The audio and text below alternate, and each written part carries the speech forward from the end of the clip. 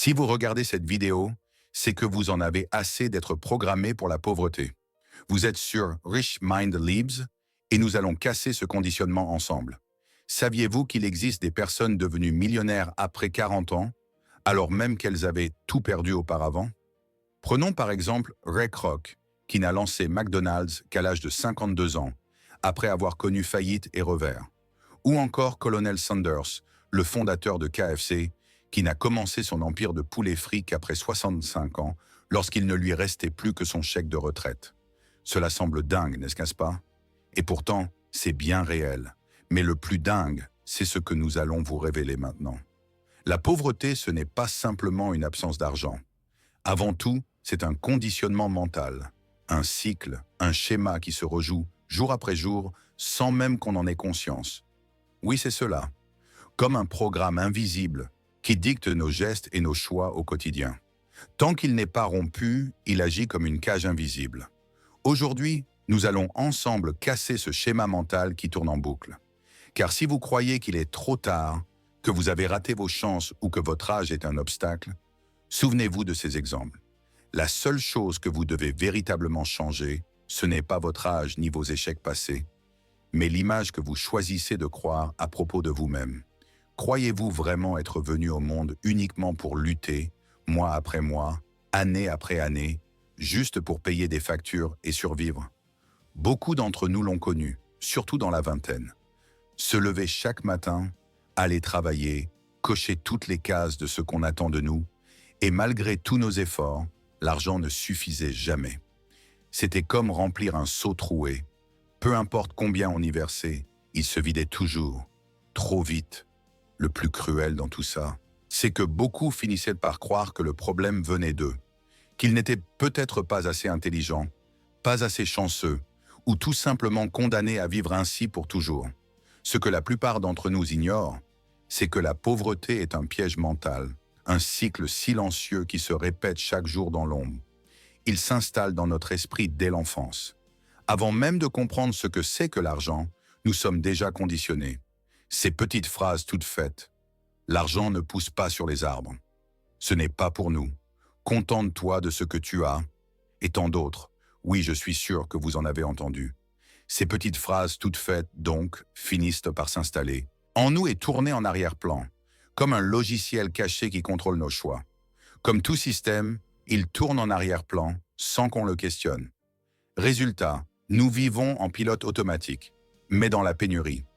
Regardez ces jeunes adultes. Ils travaillent dur, multiplient les efforts, et pourtant, ils s'enfoncent dans les dettes. Leur estime d'eux-mêmes s'effrite. Ce n'est pas de la paresse. Ce n'est pas un manque de volonté. C'est ce cycle invisible qui fait qu'à la fin du mois, malgré tous leurs efforts, il ne reste que la même chose. Frustration et vide. Ce n'est qu'en découvrant l'existence des schémas mentaux que tout commence à s'éclairer. Ces schémas sont des structures invisibles qui conditionnent nos pensées, nos émotions et nos choix. Ils fonctionnent comme des racines profondes qui empêchent toute nouvelle graine de pousser. Et le plus troublant, nous ne les avons pas choisis. Ils se sont installés en nous par la répétition, l'influence de notre entourage, l'environnement. Enfants, nous avons tant entendu que l'argent est rare, ou qu'il n'est pas fait pour nous, ou que nous n'étions pas Rothschild, que nous avons fini par accepter cette croyance comme une vérité. Peut-être que cela vous parle. Vous essayez d'économiser, mais l'argent s'évapore toujours. Vous démarrez un projet avec passion, puis l'abandonnez avant qu'il n'aboutisse. Ou bien, vous sentez cette peur diffuse dès qu'il s'agit d'investir, de prendre un risque, de changer. Avez-vous déjà demandé d'où cela vient vraiment? Ce n'est pas un manque de volonté. C'est le résultat d'une programmation invisible. Nous nous souvenons d'une rencontre marquante lors d'un séminaire. Un homme de 55 ans, les cheveux poivre et sel, le visage marqué par les années de labeur. Il nous a confié qu'il avait passé toute sa vie à répéter la même phrase. « Je n'y arriverai jamais ». Savez-vous ce que nous lui avons demandé? Et si, pour une fois, vous vous autorisiez à y croire? À croire que la richesse peut aussi être pour vous? Il est resté immobile, puis ses yeux se sont remplis de larmes. Cette scène pourrait se produire dans n'importe quel séminaire, avec n'importe qui. Car la vérité, c'est que la majorité des gens ne s'autorisent même pas à rêver de prospérité. Ils vivent comme si l'argent était réservé à une élite, à quelques élus chanceux ou surdoués. Laissez-moi vous révéler un secret. Ce que vous vivez à l'extérieur n'est rien d'autre que le reflet de ce que vous portez à l'intérieur. Croyez que vous valez peu et vous vous contenterez de peu. Croyez que l'argent est mauvais et vous le ferez fuir sans même vous en rendre compte. Observez, une prime arrive, une rentrée d'argent, un bonus, puis comme par magie, l'argent s'évapore. Dépenses inutiles, factures surprises, imprévues. Toujours le même scénario. Ce n'est pas une coïncidence. C'est votre programmation intérieure qui agit. Vous pouvez grimper quelques marches, mais l'élastique invisible de votre image de vous-même finit par vous tirer vers le bas. Cette histoire, nous la connaissons tous. Quelqu'un signe son premier grand contrat. En une semaine, il gagne plus qu'en 6 mois de travail. Logiquement, il devrait être comblé. Mais que se passe-t-il ensuite?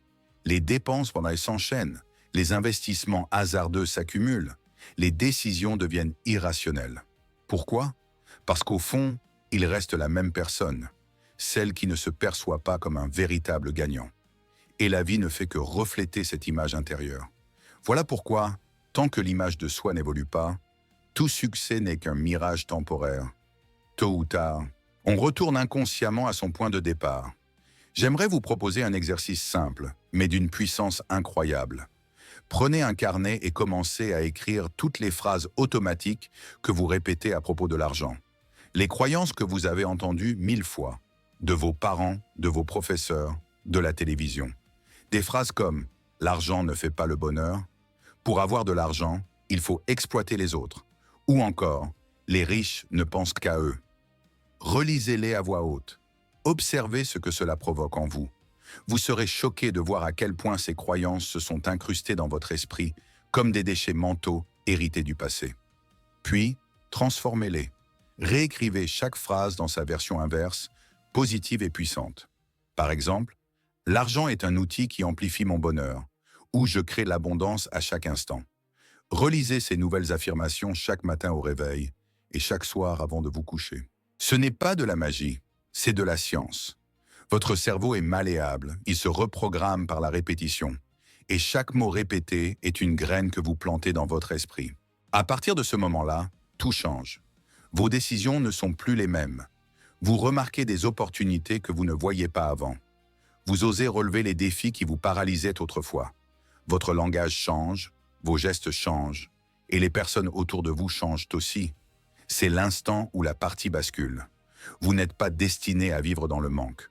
Vous y avez été programmé. Mais toute programmation peut être effacée et réécrite. Et cela commence par un choix simple, mais décisif. Ne plus subir la vie qu'on vous a imposée, mais créer enfin celle que vous désirez vraiment. Soyez honnête avec vous-même. Combien d'années encore voulez-vous passer à lutter, à espérer qu'un miracle change enfin votre vie?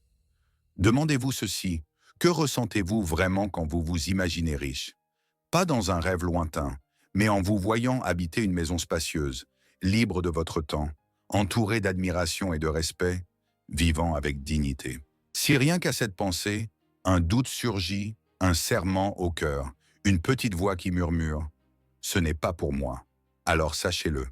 Ce qui vous retient n'est ni votre salaire, ni l'économie. Le véritable verrou, c'est l'image que vous entretenez de vous-même. Ce que nous avons découvert, souvent à nos dépens, c'est que le vrai obstacle n'est pas le manque de talent ou de capacité, mais l'identité que chacun construit sans même s'en rendre compte. Vos actions découlent toujours de ce que vous croyez être. Et si, au fond de vous, vous pensez ne pas mériter le succès, la liberté ou l'abondance, vous saboterez, consciemment ou non, toutes les opportunités qui se présentent.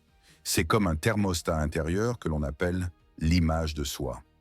Si ce thermostat est réglé à 20 degrés, peu importe si l'extérieur se réchauffe, vous trouverez toujours un moyen de ramener la température à ce niveau familier.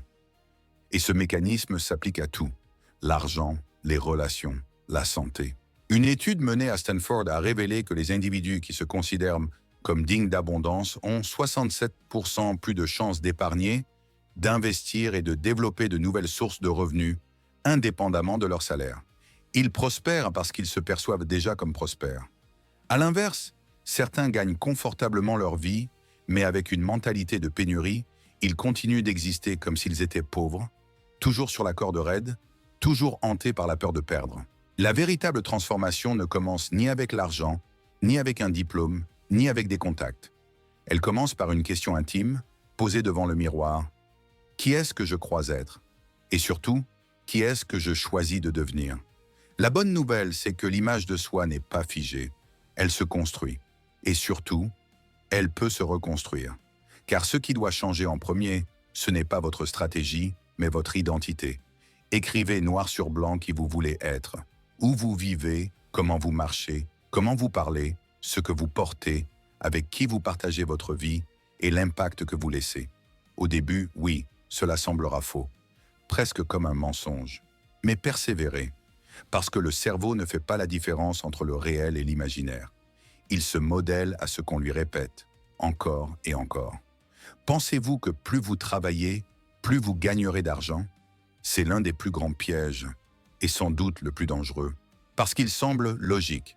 Nous avons vu des hommes et des femmes donner 10, 12, parfois 14 heures par jour, 6 jours sur 7, et malgré tous ces sacrifices, ils n'arrivent toujours pas à s'en sortir. Des personnes honnêtes, appliquées, disciplinées, qui font tout comme il faut, mais qui continuent de vivre sur le fil. Pourquoi? Parce que l'effort sans direction ne mène pas à la liberté. Il mène à l'épuisement. Voilà pourquoi il est essentiel d'apprendre à créer de l'effet de levier. Un système, une idée, un projet, quelque chose qui continue de générer de l'argent même quand vous n'êtes pas présent. C'est la différence entre l'effort ponctuel qui s'épuise et l'effort intelligent qui produit encore et encore. Le Gallup Institute a révélé que 85% des gens dans le monde sont insatisfaits de leur travail. Ils vivent en attendant, le vendredi soir, les vacances, la retraite. Un futur qui, souvent, n'arrive jamais. Mais posez-vous cette question. Combien d'heures par semaine consacrez-vous réellement à bâtir quelque chose qui vous appartient? Pas à enrichir un patron, pas à maintenir une roue qui tourne, mais à créer votre propre issue, votre propre liberté. C'est là toute la différence. Soit vous vendez votre temps, soit vous construisez un actif. L'un vous vide, l'autre vous libère. Peut-être que vous vous demandez « J'ai déjà 40 ans », ou plus ou moins, je ne connais pas votre âge. Mais peut-être vous dites-vous « Est-ce qu'il n'est pas trop tard pour moi ?» Nous vous répondons avec conviction « Non, c'est encore le moment ». En fait, c'est peut-être l'un des meilleurs moments de votre vie pour transformer réellement votre trajectoire. Votre âge est loin d'être un frein, il est un levier. Il vous apporte de l'expérience, du recul, une clarté sur ce qui marche et ce qui ne marche pas. Vous avez vu des échecs, entendu des leçons, vous avez forgé une vision plus nette. Là où beaucoup tâtonnent, vous avancez avec conscience. L'histoire le montre. Nombreux sont ceux qui ont bâti leur vraie richesse après 40 ans. Pas parce qu'ils ont eu de la chance, mais parce qu'ils ont fait le choix. Arrêter de subir, commencer à créer. Et ce qui revient sans cesse dans les études réelles, comme ce que révèle la National Study of Millionaires, ce n'est pas nécessairement un héritage, ni un salaire colossal, qui différencie ceux qui réussissent. Ce sont la constance, la discipline financière, le fait de vivre en dessous de ses moyens, d'investir régulièrement et de bâtir un actif, quelque chose qui vous appartient vraiment. Vous avez tous les outils, et chaque année de votre vie est une brique que vous pouvez poser pour construire ce que vous voulez devenir. Alors posez-vous la question, allez-vous continuer à répéter qu'il est trop tard, ou allez-vous transformer tout ce que vous avez vécu en carburant pour repartir plus fort, plus sage et plus conscient? Car le véritable changement ne vient jamais de l'extérieur, il naît à l'intérieur, dans l'image que vous choisissez de construire de vous-même. Votre âge, votre passé, vos échecs, rien de tout cela ne détermine votre avenir. Ce qui le détermine, c'est ce que vous décidez maintenant de croire possible pour vous. Le jour où vous arrêtez de simplement survivre et que vous commencez à bâtir avec intention, avec clarté, avec vision, ce jour-là, les pièces du puzzle s'alignent. Les opportunités apparaissent. Les bonnes personnes entrent dans votre vie. Votre énergie change. Vous n'êtes pas venu sur cette terre pour vous contenter de tenir debout. Vous êtes venu pour grandir, pour créer, pour vous épanouir pleinement. Et ce choix, celui d'arrêter de subir et de commencer à vivre, vous pouvez le faire aujourd'hui. Vos nouvelles pensées créent votre nouvelle richesse. Il ne vous reste plus qu'à les programmer. Si cette vidéo vous a plu, likez et abonnez-vous. À très vite.